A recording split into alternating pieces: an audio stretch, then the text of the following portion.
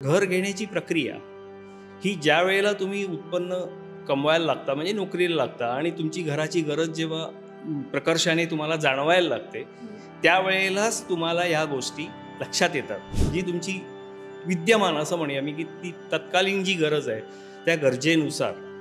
पण हे सगळं घराचं स्वप्न बघणं उलटं सोपं आहे, पण त्याच्यासाठी लागणारी जी आर्थिक तयारी आहे ती जर नाही नीट केली आधीपासून तर या घरासाठी घरघर लागू शकते. जिथे घेणारा तो परिसर आधी नीट बघा.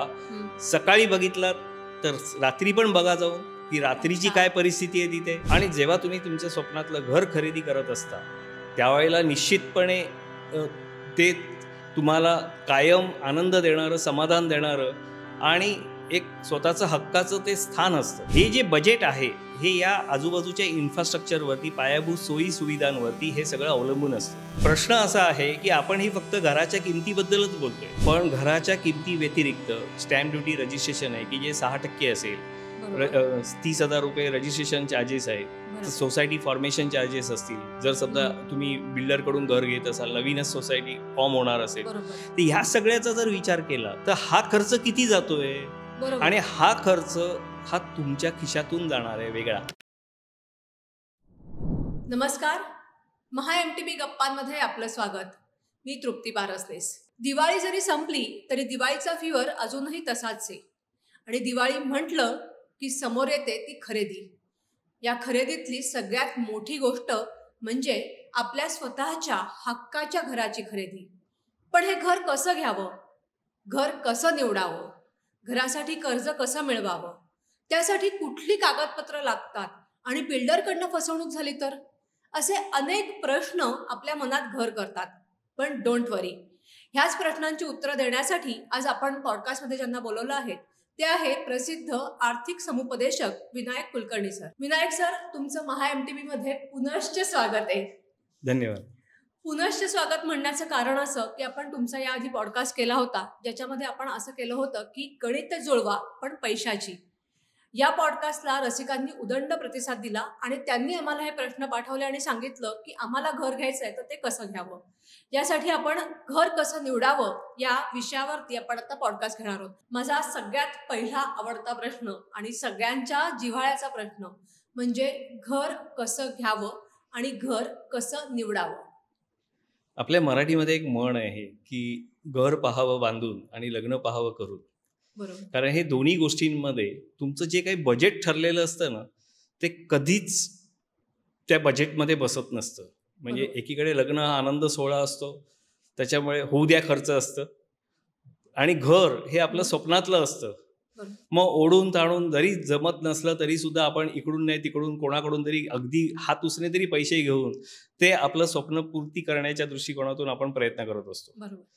पण खरं सांगायचं तर घर घेण्याची प्रक्रिया ही ज्या वेळेला तुम्ही उत्पन्न कमवायला लागता म्हणजे नोकरीला लागता आणि तुमची घराची गरज जेव्हा प्रकर्षाने तुम्हाला जाणवायला लागते त्यावेळेलाच तुम्हाला ह्या गोष्टी लक्षात येतात की आपल्याला घर हवंय आणि हे घर कसं हवं याची एक तुम्ही काहीतरी एक मनामध्ये चित्र त्याचं उभं केलेलं असतं. तर साहजिकच आहे की जर ते 1 BHK असेल का 2 BHK असेल किंवा 1 रूम किचन असेल, जे काही असेल तुमच्या जे काही स्वप्नातलं घर आहे, जी तुमची विद्यमान असं म्हणूया मी की ती तत्कालीन जी गरज आहे त्या गरजेनुसार. पण हे सगळं घराचं स्वप्न बघणं उलटं सोपं आहे, पण त्याच्यासाठी लागणारी जी आर्थिक तयारी आहे ती जर नाही नीट केली आधीपासून तर या घरासाठी घरघर लागू शकते. अच्छा. तर म्हणून मी असं म्हणेन की ज्या वेळेला तुम्हाला घर घ्यायचं असेल तर बरेच लोकांना आम्ही सांगतो की बाबा तुम्ही कमवायला लागल्यानंतर ना पहिलं इन्कम टॅक्सचं रिटर्न भरायला सुरुवात करा.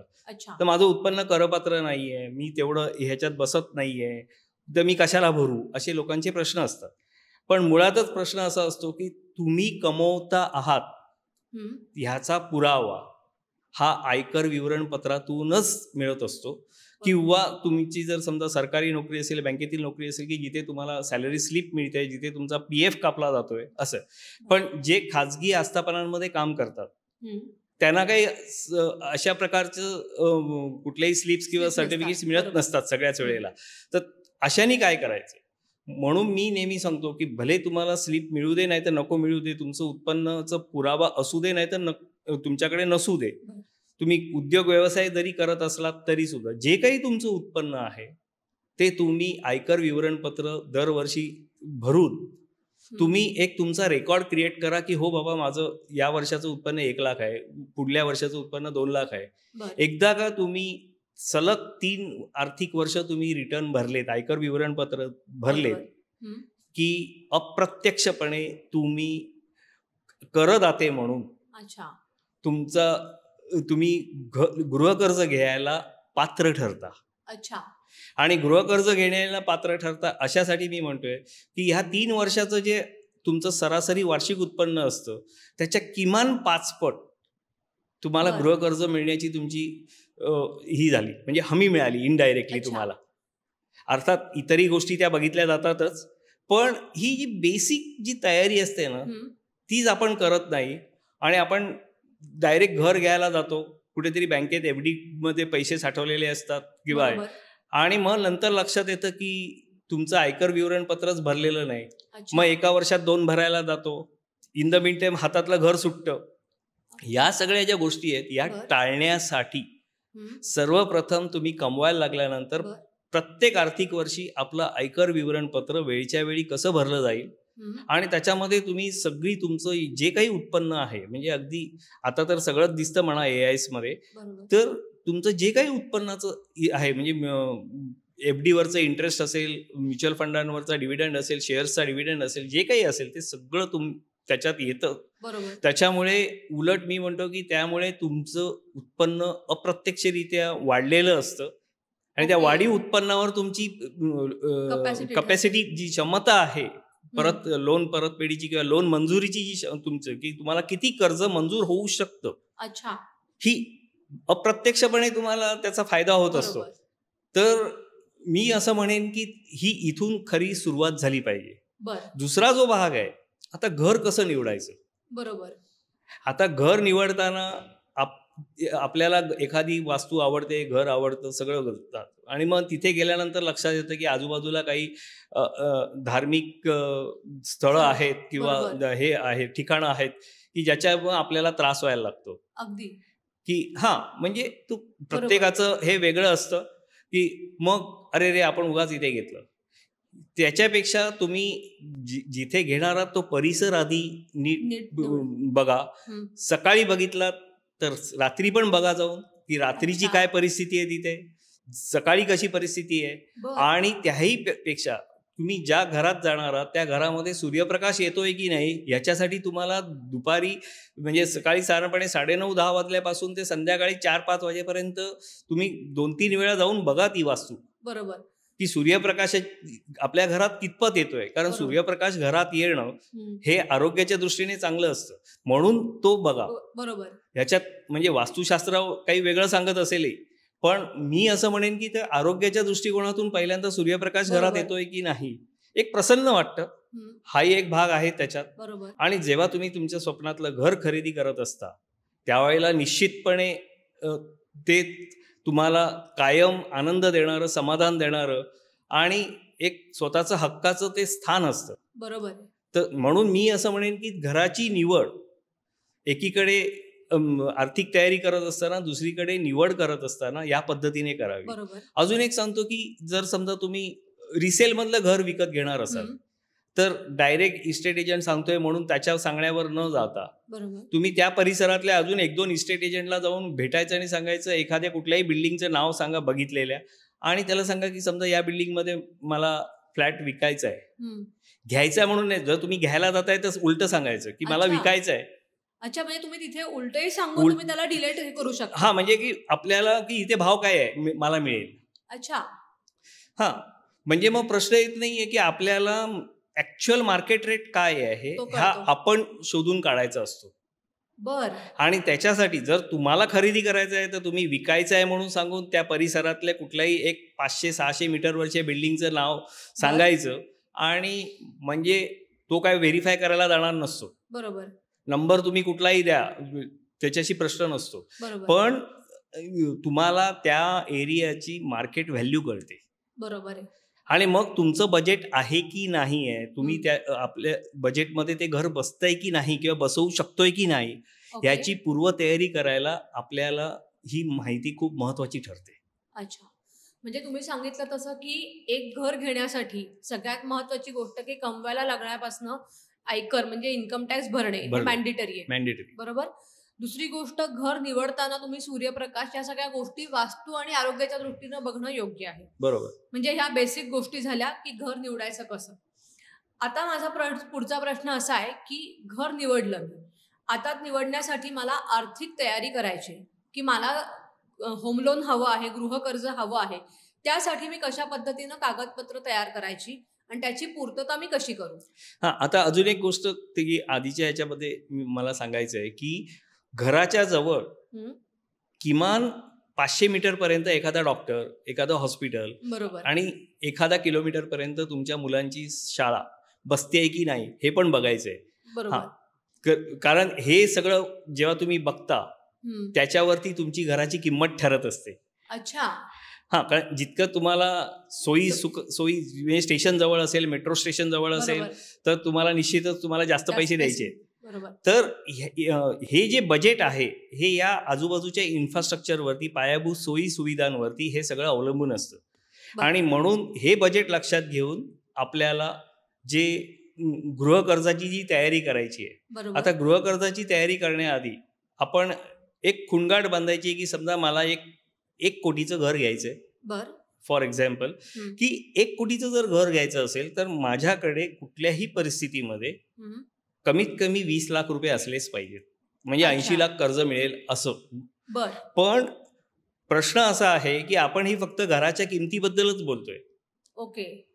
पण घराच्या किमती व्यतिरिक्त स्टॅम्प ड्युटी रजिस्ट्रेशन आहे की जे 6% असेल, बरोबर. 30,000 रुपये रजिस्ट्रेशन चार्जेस आहेत, बरोबर. सोसायटी फॉर्मेशन चार्जेस असतील, जर समजा तुम्ही बिल्डरकडून घर घेत असाल, नवीनच सोसायटी फॉर्म होणार असेल, बरोबर. तर ह्या सगळ्याचा जर विचार केला तर हा खर्च किती जातोय, बरोबर. आणि हा खर्च हा तुमच्या खिशातून जाणार आहे वेगळा, त्याची अच्छा. पण तयारी तुमच्याकडे पाहिजे. म्हणजे जेव्हा तुम्ही 1 कोटीचं घर घेता तेव्हा तुमच्याकडे तुमच्या खिशामध्ये 30 लाख रुपये आहेत का, बर. म्हणजे हा स्टॅम्प ड्युटी रजिस्ट्रेशन हा वेगळा खर्च आहे. अच्छा. आणि त्या खर्चाची तजवीजी तुम्हालाच करायची आहे. बरोबर. आणि म्हणून कारण जेव्हा 1 कोटी 10 लाख रुपये खर्च होणार आहे हा, हम्म, तर 1 कोटी 10 लाख रुपये जेव्हा खर्च होणार आहे तेव्हा तुम्हाला बँक जी देणार आहे ती तुम्हाला 80 लाख देणार आहे, म्हणजे 30 लाख रुपये तुमचेच आहेत ना. बरोबर. पण बऱ्याच वेळेला काय होतं की दुर्दैवाने आपली तयारी फक्त ही याच्यापुरतीच असते, फ्लॅटच्या किमतीपुरती, किंवा फार फार तर सोसायटीला ट्रान्सफर फी द्यावी लागली तर बरोबर. अशा स्वरूपाचं ते असतं. आणि जेव्हा हे उभं राहतं, हम्म, म्हणजे बिल्डर सांगतो किंवा सेलर सांगतो की आपल्याला की आता स्टॅम्प ड्युटी रजिस्ट्रेशन एवढी भरायची आहे, बरोबर. तेव्हा मग आपण बावचळून जातो. कारण Exactly. का तर आपली आर्थिक तयारी, आपण जी आर्थिक गणित ठरवलेलं असतं, बसवलेलं असतं, त्याच्यामध्ये ही महत्वाची बाब विसरून गेलेलो असतो किंवा ते आपल्याकडे लक्षात आलेली नसते. अच्छा. तर म्हणून हे बजेट पहिल्यांदा लक्षात घ्यायचं असतं. तुम्हाला ज्या एरियात घ्यायचे त्या एरियामध्ये स्टॅम्प ड्युटी रेडी रेकनर जे आहे सरकारचं, त्याच्यामध्ये काय रेट चाललाय बर. तो रेट आपण जाणून घेणं, त्यानुसार आपल्याला आपण इथे जर घर घेतलं तर आपल्याला स्टॅम्प ड्युटी किती भरावी लागणार आहे. ओके. रजिस्ट्रेशन 30,000 रुपयापर्यंत मॅक्झिमम आहे, त्याच्यामुळे आहे. तो प्रश्न नाहीये. त्या व्यतिरिक्त तुमचे लिगल चार्जेस असतील, जे ॲग्रीमेंट तुम्ही करणार त्याच्या संदर्भातले ते किती होणार आहेत, हे सगळं तुम्हाला, सोसायटीचे चार्जेस असतील, ट्रान्सफर फी असेल, बर. जर समजा आता नवीन जर तुम्ही बिल्डरकडून घेत असाल तर काही डेव्हलपमेंट चार्जेस वगैरे अशा स्वरूपाचे हे असतात, बरोबर. सोसायटी फॉर्मेशन चार्जेस असतात. ह्या सगळ्या गोष्टीची पूर्ण नीट माहिती घेऊन त्याचा आकडा ना आकडा रिकन्फर्म करून, असं मी म्हणेन, बर. मग तुम्ही ऍक्च्युअल तुम्ही कर्जासाठी अर्ज करा. बर. आता तुम्ही म्हणाला तसं आपण घराची जागा निवडली, घराच्या जागेबरोबर तुम्ही सांगितलं की आपण जसं ठरवलं की 1 कोटीचं घर आहे, त्यासाठी 30 लाखाची पूर्ण तयारी ठेवलेली आहे आणि उरलेले 80 लाख, कारण 1 कोटी 10 लाख रुपये खर्च येणार आहे, तो 80 लाख रुपये मला कर्ज मिळणार आहे. आता प्रश्न आला की मला कर्ज हवं आहे, त्यासाठी मला कुठल्या कुठल्या प्रकारची कागदपत्र जमवणं गरजेचं आहे की ज्यातल्या सगळ्या महत्वाच्या कागदपत्रांमुळे मला कर्ज मिळायला त्रास होणार नाही. मुळात तुम्हाला गृहकर्ज कसं दिलं जातं, हं. तर तुमचा सिबिल स्कोअर जो आहे बर तो चांगला असला पाहिजे. म्हणजे आपल्याकडे कसं की 100पैकी 35 गुण मिळाले की तो विद्यार्थी उत्तीर्ण झाला असं म्हटलं जातं. बरोबर. तसंच आहे की 900पैकी तुम्हाला किती गुण मिळाले, 700 गुण मिळाले बर तर तुम्ही कर्ज घ्यायला पात्र ठरता. 750 मिळाले तर तुम्ही सेकंड क्लासमध्ये आलात. अच्छा. बर 800 मिळाले तर तुम्हाला नक्कीच कर्ज मिळणार ही ओ. हमी. बर आणि 850 पेक्षा जास्त किंवा 800 पेक्षाही जास्त असलात हं. तर तुम्ही डिस्टिंक्शनमध्ये आलात असं समजा. अच्छा. म्हणजे तुम्हाला कर्ज कुठलीही बँक किंवा वित्त संस्था हसत देणार. बर आता प्रश्न असा असतो की जे लोक पहिल्यांदाच कर्ज घेतात हं. त्यांचा सिबिल स्कोअर नसतो असा एक समज आहे. बरोबर. पण दुर्दैव असं आहे की ही लोक जर क्रेडिट कार्ड वापरत असतील हं. तर पहिल्यांदा लक्षात घ्यायचं, तुम्ही क्रेडिट कार्ड वापरता, क्रेडिट घेणं कार्डावरचं हं. म्हणजे कर्जच घेणे, ती उचल आहे. अच्छा. बर त्याच्यामुळे बाय डिफॉल्ट तुम्ही सिबिल स्कोअरच्या अंडर येताच. बर ओके. हे जेव्हा लक्षात घेतलं हं. तर तुम्हाला लक्षात येईल की सिबिल स्कोअर त्याच्यावरही ठरत असल्यामुळे मी तर म्हणेन की ज्या वेळेला तुमचं घर घेण्याचं नक्की होतं हं. आणि त्याच्यानंतर म्हणजे ही प्रोसेस साधारणपणे किमान 5-6 महिने चालते. बरोबर. तर ह्या प्रोसेसमध्ये तुम्हाला गृहकर्ज घेण्याच्या आधीचे 6 महिने चक्क तुम्ही क्रेडिट कार्डावरचे व्यवहार बंद करायचे. अच्छा. बर आणि जे काही तुमचं क्रेडिट कार्डावरचं जे काही क्रेडिट शिल्लक असेल ते सगळं म्हणजे क्रेडिटमध्ये पाहिजे तुम्ही. बरोबर. समोर तुम्ही डेबिटमध्ये नको. अगदी बरोबर. हां, म्हणजे तर तुम्ही ते सर्व क्रेडिट कार्डचं जे काही तुमचं देणं असेल ते पूर्ण फेडलेलं असावं. अच्छा. आणि 6 महिन्यानंतर मग तुम्ही लोनसाठी अप्लाय करू. तुम्ही लोनसाठी जाऊ शकता. बर आणि त्याच्यानंतर कारण कसं आहे माहिती आहे ना की लोक जे क्रेडिट कार्ड आहे हं. ते पत सांभाळण्यासाठी आहे. क्रेडिट म्हणजे पत आहे. बरोबर. आणि नेमकं लोन जेव्हा आपण कुठलेही लोन म्हणजे काय केवळ होम लोन किंवा कुठल्याही प्रकारचं लोन कुठल्याही देताना. प्रकारचं कर्ज असो, हं. तिथे जर क्रेडिट कार्डने जर तुमची पत घालवलेली असली तर तुम्हाला कर्ज मिळत नाही. अच्छा. सो जेव्हा तुम्ही होम लोन साठी अप्लाय कराल तेव्हा क्रेडिट कार्डवरचे तुमचे पूर्ण व्यवहार व्यवस्थित झालेले क्लिअर पाहिजे. केलेलं पाहिजे. अच्छा. आणि ते सुद्धा म्हणजे मी तर म्हणतो, मी लोकांना सांगतोच की 6 महिने किमान तुम्ही क्रेडिट कार्ड आधी वापरूच नका. अच्छा. बर दुसरी गोष्ट, तुमच्या बँकेतून हं. जर बऱ्याच वेळा चेक बाउन्स झालेले असतील बर तर त्याचा इम्पॅक्ट तुमच्या कर्ज मंजुरीवर होत असतो. बरोबर. हां, म्हणजे you are not a loyal customer of bank as well as, म्हणजे मग आम्ही तुमच्यावर विश्वास कसा ठेवू? बरोबर. हा तुमचे प्रश्न चेक तिथे बाउन्स होत निर्माण आहेत. होतो. हं. हां. त्याच्यानंतर तिसरी गोष्ट की तुमच्या ते 6 महिन्याचे पासबुकाच्या कॉपीज मागतात बरोबर. किंवा स्टेटमेंट मागतात बँकेचे आणि ते थरोली चेक करतात. अच्छा. त्याच्यामध्ये जर समजा काही इतर कारणामुळे जर बँक चार्जेस लागलेले असतील बर म्हणजे तुमच्याकडून काही डिफॉल्ट झाल्यामुळे बरोबर. तर त्याचाही वाईट परिणाम तुमच्या कर्ज मंजुरीवर होत असतो. अच्छा. ती ही पहिली प्रक्रिया आहे की तुम्ही तुमचं बँक अकाउंट कशा पद्धतीने स्वच्छ ठेवा. बर दुसरा भाग, तुम्ही घर खर्चा व्यतिरिक्त हं. तुम्हाला जे दर महिन्याला उत्पन्न येत असेल, पगारातून येत असेल, आणखीन काही कौटुंबिक उत्पन्नाचाच तिथे विचार होत बरोबर. असतो. त्याच्यामुळे त्याच्यातून खर्च वजा जातात. तुमची बचतीची सवय किती आहे ही त्यांना त्या स्टेटमेंटमध्ये कळते. अच्छा. म्हणजे तुम्ही म्युच्युअल फंडच्या SIP मध्ये किती गुंतवताय, बर RD मध्ये किती गुंतवताय, बँकांच्या किंवा पोस्टांच्या FD मध्ये किती रक्कम गुंतवलेली आहे. म्हणजे तुमचा स्वभाव हा उधळा आहे का Saving काटकसरी करणार. आहे अच्छा. हे त्याच्यावरून ॲसेस केलं जातं. अच्छा. आणि हे सर्व ॲसेस करताना हं. आपण ह्याच्यामध्ये आपली फसगूत आपण करायची नसते. नसते. बरोबर. बरेच लोक समजा सॅलरी स्लिप मिळत नसेल तर खोटी सॅलरी स्लिप बनवून आणतात आणि हे करतात. किंवा खोटं काहीतरी इथे FD आहे तिकडे क्रेडिट सोसायटीमध्ये आहे म्हणून दाखवतात. असं कृपया करू नका. इथे पॅन नंबरवरती सगळ्या गोष्टी उघडकीला येतात, त्यांना ॲक्सेस असतो बँकांना किंवा वित्तीय संस्थांना, आणि तुमची एक केलेली ही घोडचूक तुम्हाला आयुष्यभरासाठी कर्जासाठी बाहेर काढू शकते. अच्छा, हे तुम्ही मला सांगितलं की हे गृह कर्जासाठी अप्लाय करायच्या आधी घेण्याची काळजी. आता माझा परत प्रश्न की गृह कर्जासाठी कुठली कागदपत्र लागतात? कारण ती एक लिस्ट, कारण गृह कर्ज म्हटलं की एक भली मोठी लिस्ट असते, तर ती कुठली कागदपत्र असतात आणि ती कागदपत्रांची पूर्तता कशी करायची? गृह कर्ज घेण्यासाठी जी कागदपत्र जोडावी लागतात अर्जासोबत, सर्वप्रथम म्हणजे तुमची 6 महिन्याची बँक स्टेटमेंट किंवा पासबुक ज्याच्यामध्ये 6 महिन्याच्या एंट्री झालेल्या आहेत, हे पहिलं. दुसरं म्हणजे किमान 3 वर्षाची तुमच्या मागच्या 3 आर्थिक वर्षाची आयकर विवरणपत्र, म्हणजे इन्कम टॅक्सचे रिटर्न्स, ते जोडावं लागतं. चौथं ह्याच्यामध्ये अजून एक गोष्ट म्हणजे तुमचं KYC, म्हणजे आधार कार्ड, पॅन कार्ड, या गोष्टी आल्या त्याच्यात. या व्यतिरिक्त जोडावं लागणारं म्हणजे तुमच्याकडे असणाऱ्या सगळ्या गुंतवणुकीची प्रूफ.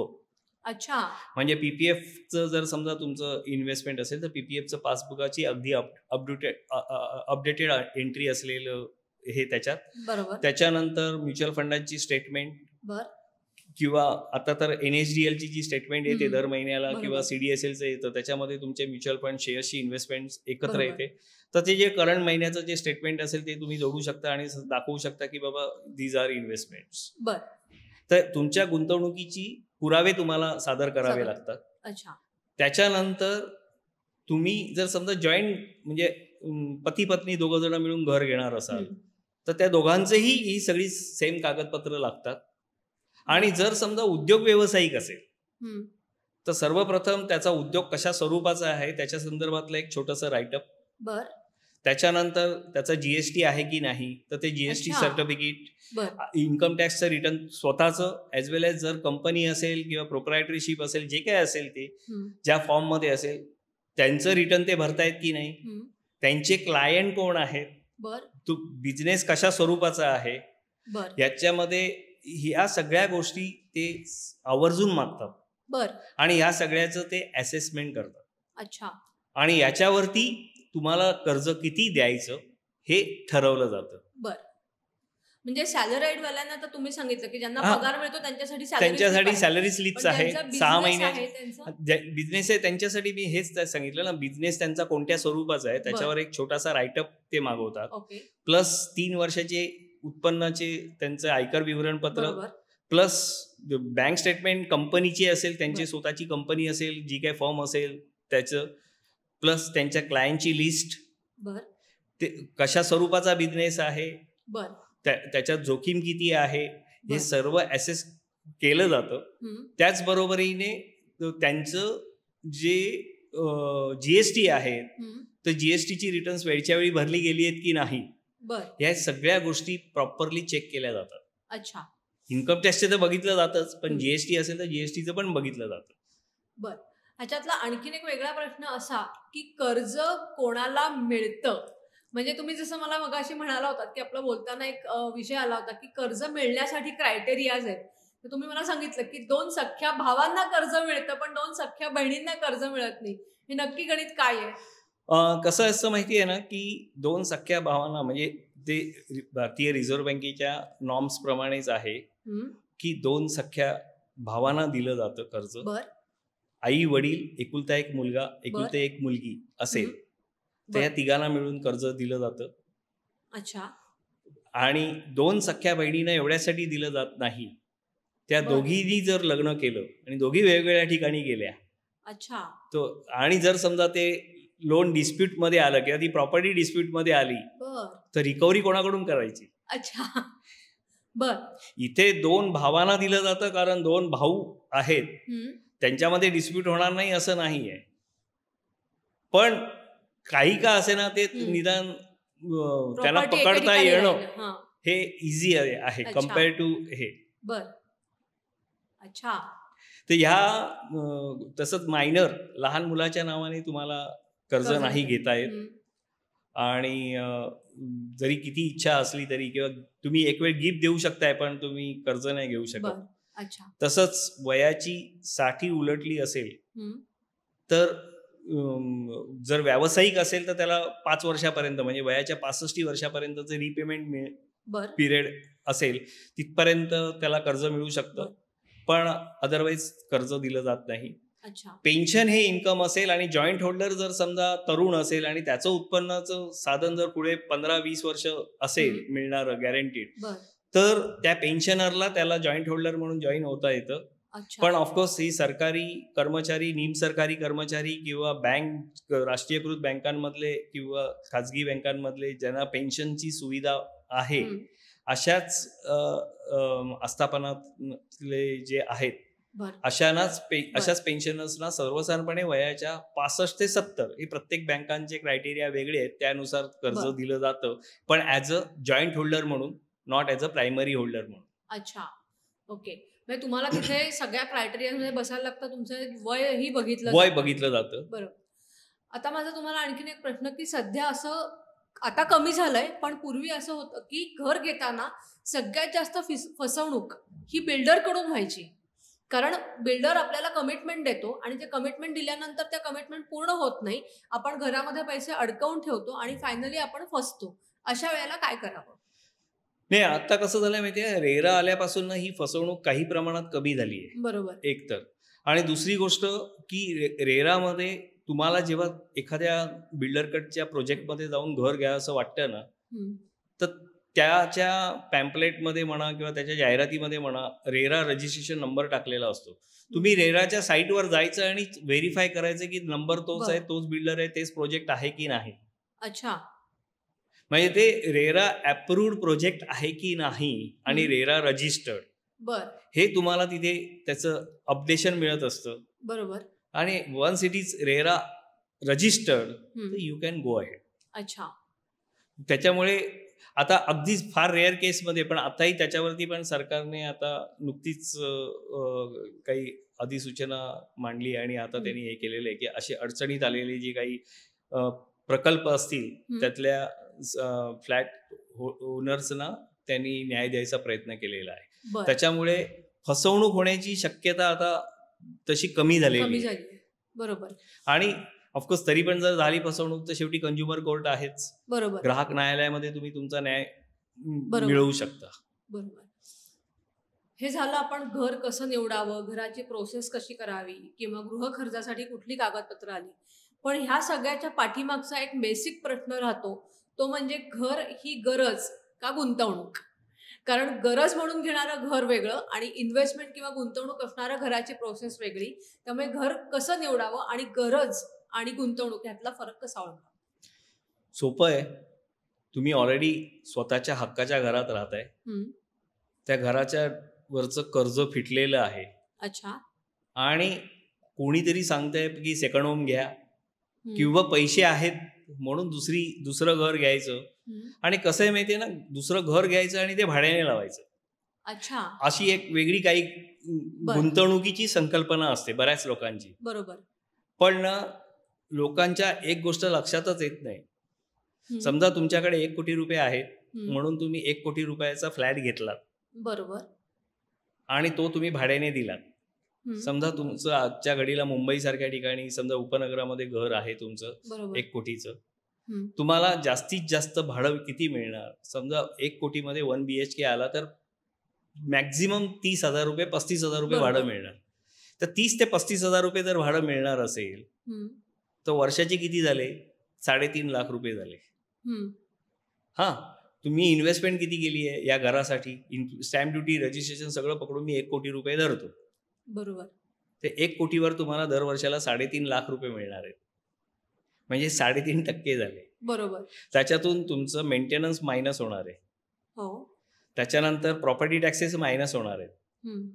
ते जवळजवळ मी असं म्हणेन की ते 1% गेले असं पकडूया. बरोबर. हे तुमच्या हातात राहिले 2.5%. हे 2.5 लाख रुपये जे आहेत हे तुमचं ऍडिशनल टॅक्सेबल इन्कम आहे. अच्छा. सो तुम्ही जर 30% स्लॅबमध्ये आलेला असाल तर, म्हणजे मी 12.5 लाखासंबंधी काही बोलत नाहीये. बरोबर. न्यू रिजाईम किंवा ओल्ड रिजाईम असं मी हे करत नाहीये. पण शेवटी ते उत्पन्न जे आहे ते करपात्र आहे, बरोबर. अतिरिक्त उत्पन्न असल्यामुळे. हम्म. तर तुमच्या हातामध्ये 1 कोटी रुपयावरती तुम्ही किती कमवताय, तर हा जर हिशोब केलात तर you are not earning more than 2% on net. अच्छा. मग त्याच्यापेक्षा नुसते 1 कोटी रुपये नुसते सेव्हिंग बँकेत जरी ठेवले असते तरी तुम्ही 3.5% कमवले असते की. अगदी बरोबर. हा एक भाग झाला. हम्म. म्हणजे रिअल इस्टेटमध्ये तुम्ही गुंतवणूक म्हणून करताय तर काही लोक म्हणतील की कदाचित पण त्याची घराची किंमत वाढत असते. बरोबर. अनरिअलाइज गेन आहे. तुम्ही विकताय का? नाही विकत आहात. अच्छा. त्याच्याऐवजी मी असं म्हणेन की त्याच्याऐवजी तेच पैसे तुम्ही दुसऱ्या माध्यमात गुंतवा. हम्म. म्युच्युअल फंड्स असतील, शेअर्स असतील, कुठलाही जे तुम्हाला बरोबर. योग्य वाटेल की ज्याच्यामध्ये तुम्हाला मिळणारं उत्पन्न दर आहे हा ज्याने इन्फ्लेशन म्हणजे चलनवाढीचा दर जो 6% आहे, 5-6% गृहीत धरला जातो, त्याच्यापेक्षा तुम्ही जास्त कमवत असाल अच्छा. तर तुम्ही त्याच्यात गुंतवा ना. अच्छा. रादर मी असं म्हणेन की तुम्ही भले कमर्शियल प्रॉपर्टी घ्या, एक छोटं दुकान घ्या, ते भाड्याने द्या. अच्छा. पुढच्या 4-5 वर्षामध्ये तुम्ही 7 ते 8% ला तरी पोचाल. बरोबर. पण घराच्या गुंतवणुकीमध्ये तुम्ही मॅक्झिमम 3%, 3.5%, 4%वरच राहणार. अच्छा. पण आता ही मानसिकता कुठेतरी बदलते असं माझं एक मत आहे. म्हणजे माझं मत इन द सेन्स जे आता दिसतंय चित्र ते लोक म्हणजे तरुण पिढी ही घर विकत घेण्यापेक्षा भाड्याने राहणं हे जास्त प्रिफर करतात. याचं कारण की एक तर त्याच्यामुळे त्यांना फक्त तेवढा मेंटेनन्स जो काय आहे म्हणजे जे महिन्याचं भाडं आहे तेवढंच द्यावं लागतं आणि बाकी कुठला खर्च तिथे होत नाही. हे त्याच्या मागचं कारण असावं का? नाही, मी तर असं म्हणेन की एक तर 2 गोष्टी आहेत. एक तर त्यांची नोकरी एकाच ठिकाणी स्थिर नसते. आज ते समजा मुंबईत काम करत असतील, उद्या पुण्यात असतील, परवा बेंगलोरला असतील, हैदराबादला असतील, कुठे माहित नाही. एक तर त्यांची नोकरी स्थिर नसल्यामुळे कदाचित ते तसा निर्णय घेत असतील. आणि जर समजा त्यांचं कुटुंब तिथे नसेल, कुटुंब कुठेतरी दुसरीकडेच असेल, म्हणजे आई वडील असं फॅमिली कुठेतरी दुसरीकडे असेल, तर जेव्हा आपण स्थिरस्थावर होऊ त्यावेळेला आपण घराचं बघू, तोवर आपण भाड्याने राहू, ही त्याच्या मागची भूमिका असते. थ्रू आउट मी असं म्हणेन की थ्रू आउट तुम्ही जर भाड्यामध्ये देणार जे पैसे त्याच्यापेक्षा मग तेच पैशाचं जर तुम्ही EMI भरला कर्जाचा, तर आज स्वतःची वास्तू तयार होते हक्काची. आणि त्याचा वापर करून भले तुम्ही आता मुंबईत काम करताय, मुंबईमध्ये भले तुम्ही 1 रूम किचन घ्या, 1 BHK घ्या, जे तुम्हाला परवडतंय त्याप्रमाणे तुम्ही घ्या, राहा. बरोबर. उद्या 10-15 वर्षांनी समजा तुमची बदली झाली आणि तुम्ही ठरवलं की नाही मी आता पुण्यात सेटल होतोय, हे इकडचं विकून तुम्ही पुण्यामध्ये घर घेऊ शकता की. आणि हे तुम्हाला इकडचं कॅपिटल ॲप्रिशिएशन जे असणार आहे किंवा भांडवल जे आहे, हेच भांडवल तुम्हाला तिकडे उपयोगाला येणार आहे नवीन घर घ्यायला. आणि ती पण स्वतःची वास्तू होणार आहे. किंबहुना याच्यामुळे तुमचं गृहकर्जाचं प्रमाण नवीन घराचं कमी होणार आहे किंवा कदाचित घ्यावंही लागणार नाहीये. तर अशाही गोष्टी करता येऊ शकतात. मुळात घरातली गुंतवणूक ही जिथे आपण राहतोय ती खऱ्या अर्थाने तुमची गरज आहे. त्या गरजेसाठी तुम्ही जे काही शक्य असेल त्याप्रमाणे तुम्ही ती करावं. आणि जर गुंतवणूक म्हणून विचार करायचा असेल तर 10 वेळा विचार करा की मला त्याच्यातून मिळणाराचा उत्पन्न दर किती असेल. अच्छा, बरोबर. सो तुम्ही जे घर घेणार आहात किंवा तुम्ही जे घराला गरज आणि गुंतवणूक याच्यामधनं तुम्हाला काय नक्की हवंय याचा पहिल्यांदा शोध घ्या आणि मग जो निर्णय आहे तो तुम्ही घ्या. बरोबर आहे. घर कसं घ्यावं हे तुम्ही मला सांगितलं. त्यामुळे आता लोकांचं एक घराकडे बघण्याचं परसेप्शन किंवा एक नजरिया बदलला असेल असं मी म्हणू शकते. विनायक सर, तुम्ही मला घराच्या बाबतीतल्या अत्यंत महत्त्वाच्या गोष्टींवरती आज प्रकाश टाकलाय असं मी म्हणू शकते. कारण घर घेणं आणि घर स्वतःचं होणं या 2 खूप मोठ्या गोष्टी आहेत आणि त्या गोष्टी करण्यासाठी तुम्ही आम्हाला एक महत्त्वाच्या सगळ्या प्रोसेसचा एक निवाडा करून सांगितला. यासाठी मी तुमचे महा MTB तर्फे मनापासून आभार मानते. धन्यवाद. स्वतःचं हक्काचं घर होणं हे आयुष्याचं स्वप्न असतं आणि हेच स्वप्न पूर्ण करण्यासाठी आपल्याला अनेक पट्ट्यातून जावं लागतं. अनेक म्हणण्याचं कारण असं की तुम्ही घर कसं निवडताय, घरासाठी कर्ज कुठून घेताय, कुठल्या संस्थेकडनं घेणार आहात, तुमची पात्रता किती आहे, या सगळ्या गोष्टींवरती आपल्याला विनायक सरांनी प्रकाश टाकलेला आहे. त्यामुळे लवकरच तुमचं हक्काचं घर होईल यात मला शंका वाटत नाही. तुम्हाला हा आमचा पॉडकास्ट कसा वाटला हे आम्हाला नक्की कळवा. त्याचबरोबर कोणत्या कोणत्या विषयावरचे पॉडकास्ट तुम्हाला ऐकायला आवडतील हेही आम्हाला कमेंटमधनं कळवा. त्यासाठी महा MTVला लाईक करा, शेअर करा आणि सबस्क्राईब करा. धन्यवाद.